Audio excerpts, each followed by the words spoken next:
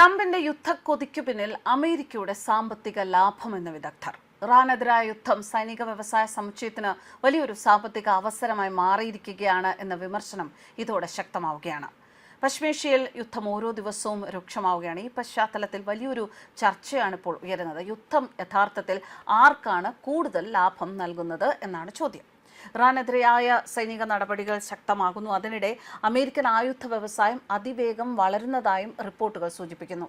യുദ്ധം നടക്കുന്ന ഓരോ ദിവസവും മനുഷ്യജീവിതത്തിന് അത് സമ്മാനിക്കുന്ന വലിയ നഷ്ടങ്ങൾ തന്നെയാണ്. പക്ഷേ അതിൻ്റെ സാമ്പത്തിക ലാഭം ആയുധ നിർമ്മാണ കമ്പനികൾക്കാണ്.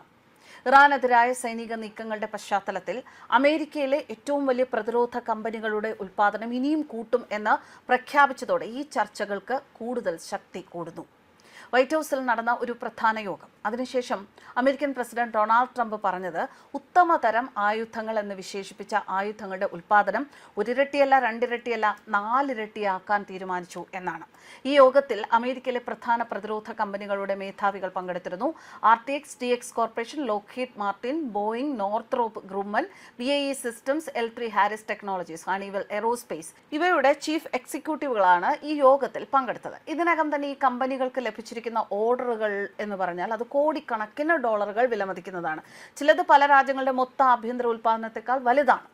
ഇറാനെതിരായ സൈനിക നീക്കങ്ങൾ ഇത്തരത്തിൽ ശക്തമാക്കുമ്പോൾ അമേരിക്കയുടെ സൈനിക ചെലവിനെ കുറിച്ച് പറയുകയാണെങ്കിൽ അതും അതിവേഗം ഉയരുകയാണ്. 2025 അമേരിക്കയുടെ വാർഷിക പ്രതിരോധ ചെലവ് ഏകദേശം $1 ട്രില്യൺ ഉയർന്നത്. ലോകത്തിലെ അടുത്ത 9 രാജ്യങ്ങളുടെ സൈനിക ചെലവിന്റെ മൊത്തത്തേക്കാൾ കൂടുതലാണ് ഈ തുക.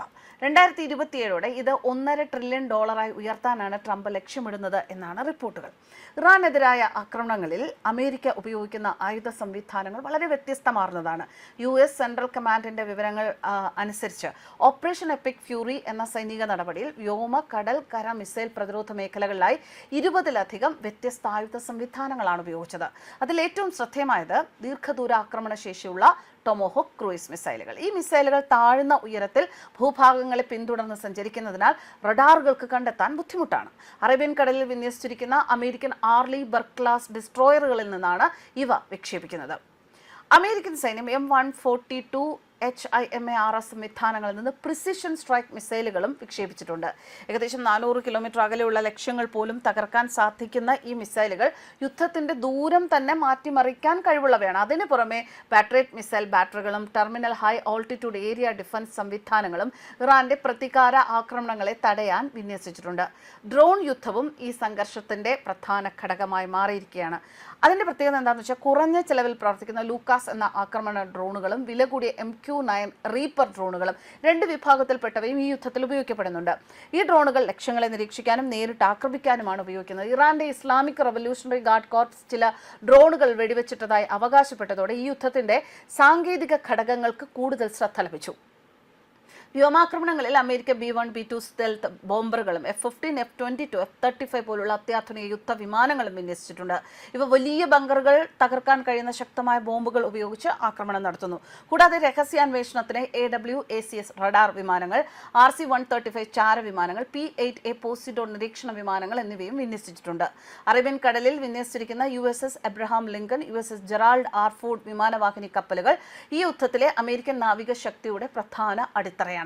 എന്നാൽ ഈ സൈനിക ശക്തിയുടെ പിന്നിൽ വലിയ സാമ്പത്തിക വ്യവസായം പ്രവർത്തിക്കുന്നു എന്നത് തന്നെയാണ് പല വിദഗ്ധരും ചൂണ്ടിക്കാണിക്കുന്നത്. സ്റ്റോക്ക്ഹോം ഇന്റർനാഷണൽ പീസ് റിസർച്ച് ഇൻസ്റ്റിറ്റ്യൂട്ടിന്റെ ഒരു റിപ്പോർട്ട്. ഈ റിപ്പോർട്ട് അനുസരിച്ച് ലോകത്തിലെ മികച്ച 100 ആയുധ കമ്പനികൾ 2024 മാത്രം നേടിയ വരുമാനം എന്ന് പറയുന്നത് $679 ബില്യൺ അതിൽ പകുതിയും അമേരിക്കൻ കമ്പനികളുടേതാണ്. യുദ്ധങ്ങൾ കൂടുന്നതോടെ ഈ കമ്പനികളുടെ ഓഹരി വിലകളും ഉയരുകയാണ്.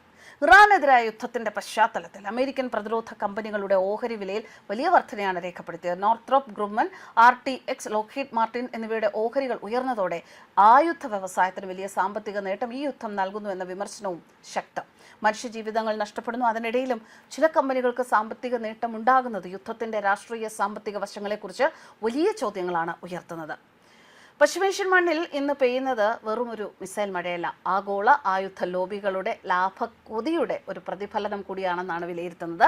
ഇറാന്റെ പരമാധികാരത്തിന് മേൽ കടന്നുകയറുകയും സാധാരണ ജനങ്ങളുടെ ജീവിതം ദുരിതത്തിലാഴ്ത്തുകയും ചെയ്യുമ്പോൾ ഈ യുദ്ധം ആർക്കു വേണ്ടി എന്ന ചോദ്യവും ഒരു വശത്തുണ്ട്.